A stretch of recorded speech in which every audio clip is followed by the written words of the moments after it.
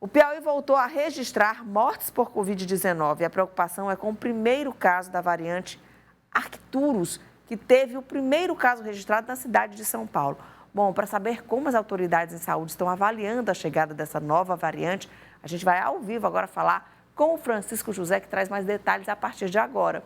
Oi, Francisco, cadê você? Tudo bem? Bom, Francisco, queria que você perguntasse ao especialista se vai ser comum essas variantes surgirem e qual a gravidade, no caso, se essa nova variante tem sintomas diferentes, se apresenta algum risco de um novo aumento no número de casos. É com você. Ok, Nayara, nós já estamos aqui ao lado do infectologista, o doutor Carlos Henrique Neri Costa, para explicar para a gente, doutor Carlos, em que fase da pandemia nós estamos? Temos variante, já há registros também de mortes nos últimos dias, há motivos para preocupação e quais são as características dessa variante? Não há preocupação nenhuma, não está acontecendo nada extraordinário, são mortes que ocorrem aqui e acolá.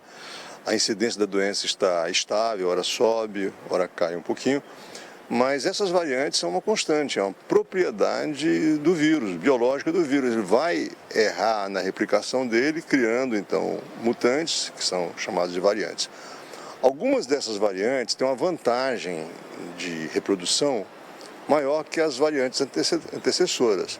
E aí ela toma conta, ela começa a ser transmitida de forma mais comum que as outras. Foi o que aconteceu com essa variante que surgiu no início do ano na Índia e tem tido um comportamento um pouco mais rápido de expansão nos Estados Unidos, menos na Europa, e agora no Brasil surgiu o primeiro caso.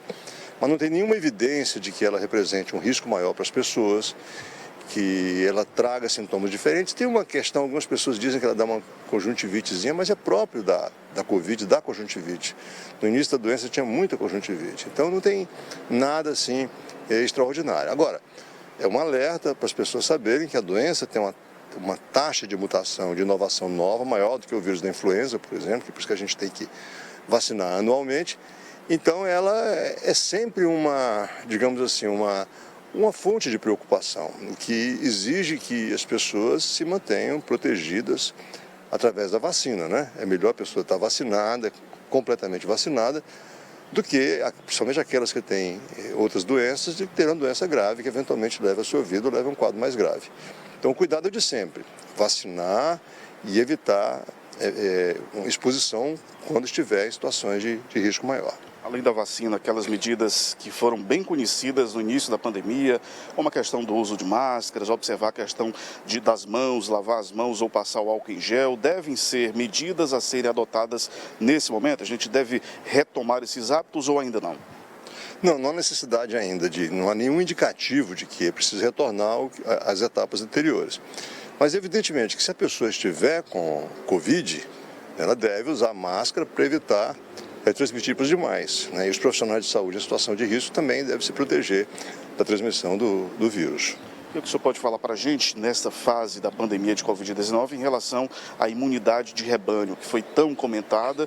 Hoje temos uma vacinação que se estendeu bastante na população em geral e muitas pessoas também contraíram a doença. Então são fatores que garantem uma imunidade de rebanho, ou seja, uma segurança maior aqui no nosso país e, consequentemente, no estado do Piauí? Exatamente, em todo mundo, né, essa imunidade de rebanho, imunidade coletiva, né, que é a proporção de pessoas que estão imunizadas contra um agente qualquer circulante. O problema com a Covid, que surpreendeu todo mundo, é que essa imunidade não é de grande duração. Com 6 meses após a exposição, seja infecção natural, seja uma vacina, a imunidade começa a ser reduzida, fazendo com que a pessoa fique exposta novamente à infecção. Mas esses prazos, a frequência de vacinação, tudo ainda nós temos que aprender com o futuro. Lembre que é uma doença que tem 3 anos apenas e a ciência continua aprendendo. Já fez muito, né? O fato de ter feito a vacina, de ter tomado medidas de prevenção, salvou a vida de milhões de pessoas. Então, continuem acreditando na ciência, fazendo a vacinação direitinho. E se tiver alguma novidade, algum fenômeno biológico novo, alguma variante mais grave, as autoridades de saúde pública saberão recomendar as medidas necessárias e, eventualmente, retornando aquelas medidas anteriores. Mas, no momento, não há necessidade de fazer nada extraordinário a não ser manter a vacinação em dias, em particular da bivalente, que já está disponível e subutilizada pela população. Doutor, temos uma pergunta lá do nosso estúdio, Nayara. Bom dia, doutor Carlos. Doutor Carlos Henrique, a gente ainda considera que o Brasil e o mundo vivem uma pandemia? E se a resposta for positiva, quais são os critérios para que a gente diga que a pandemia da Covid-19 acabou no nosso país? Não, esse é um termo, essa definição de pandemia é um termo bastante subjetivo. Inclusive, a própria OMS, Organização Mundial da Saúde, demorou um pouquinho a decretar a pandemia quando ela iniciou. Mas nós estamos ainda em transmissão de Covid-19. E ainda não é muito cedo para dizer que acabou, porque não acabou, a transmissão continua. Menos grave do que tinha antes, mas ela vai ficar e vai ficar por muito tempo. Provavelmente vai ser um vírus endêmico, né? Mas quando vai ser dito, né, Yara, que podemos parar, não fala mais pandemia, é um assunto a ser discutido nos próximos meses, talvez nos próximos anos. Doutor Carlos Henrique Neri Costa, muito obrigado pelas informações. Então é isso, Neara, eu volto com você ao estúdio do Notícia da Manhã. Ok, então, muito obrigada. Agradecer também ao doutor Carlos Henrique pelos esclarecimentos, tranquilizar. Pelo que eu entendi, essas novas variantes vão ser comuns e normais, é um processo do vírus, né? Essa mutação. É isso. Muito obrigada. Agora, claro que o uso de máscara para quem está gripado também é indicado, para quem está com Covid, para evitar aí que você propague o vírus para outras pessoas.